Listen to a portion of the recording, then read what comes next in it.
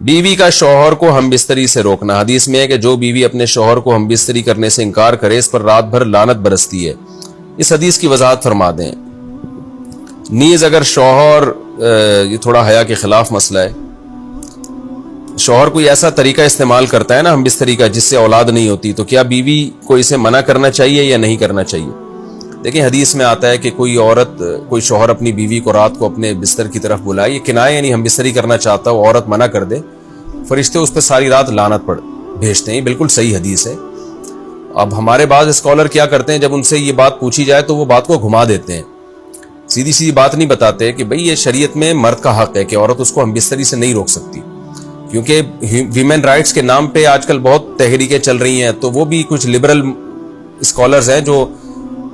ہر وقت جو ہے نا کوشش کرتے ہیں کہ خواتین ہم سے ناراض نہ ہو جائیں۔ تو بھئی آپ شریعت کا حکم بتائیں صاف صاف، چاہے عورت خوش ہوتی ہے ناراض ہوتی ہے، بعض حقوق مردوں کے ہیں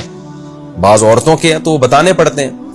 تو اسی طرح عورت کا بھی حق، مرد کا بھی حق یہ ہے کہ عورت،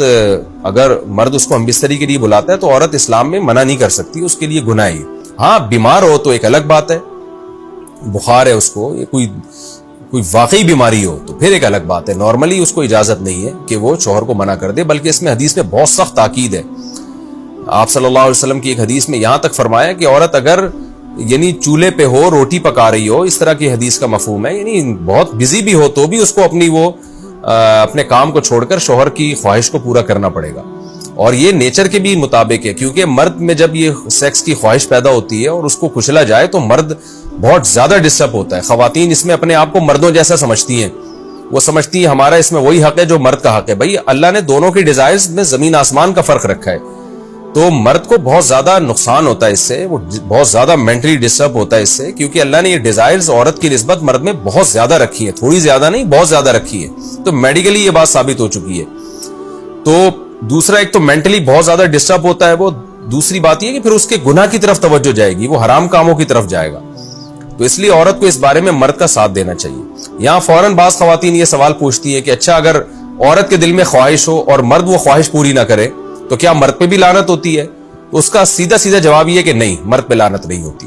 اس کی وجہ یہ ہے، دو اور دو چار کی طرح میں صاف بات کروں گا۔ وجہ اس کی یہ ہے کہ عورت کے لیے مرد کی اس خواہش کو پورا کرنے میں عورت کی کوئی انرجی نہیں استعمال ہو رہی، جبکہ اگر مرد کا موڈ نہ ہو اور عورت کا موڈ ہو تو پھر مرد اپنے آپ کو پریپیئر نہیں کر سکتا، اس کے لیے بہت تکلف کرنا پڑے گا اس کو۔ اخلاقی طور پر تو ٹھیک ہے، مرد کو یہی حکم دیا جائے گا کہ زوجہ کی خواہش کو پورا کرے، لیکن اس پر شریعت نے لازم نہیں کیا ہے، کیونکہ ایک چیز مرد کے اختیار میں نہیں ہے تو لازم کیسے ہو سکتی ہے؟ یعنی ایک آدمی کا وہ ذہنی طور پر تیار ہی نہیں ہے اس کے لیے، تو مرد کے لیے تو جب تک ذہنی طور پہ تیار نہ ہو یہ عمل کر نہیں سکتا، جبکہ عورت کر سکتی ہے۔ تو انرجی جو استعمال ہوتی ہے نا اس میں بہت زیادہ، وہ تو مرد کی انرجی یوز ہوتی ہے، تو شریعت اس کو کیسے پابند بنا سکتی ہے کہ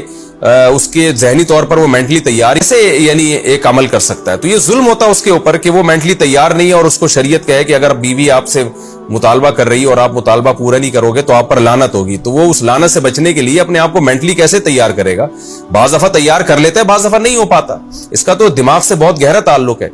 تو اس لیے مرد کے لیے تو شریعت نے حکم یہ کیا ہے کہ 4 مہینے میں کم از کم ایک دفعہ اس پر لازم ہے کہ وہ اپنی زوجہ کی خواہش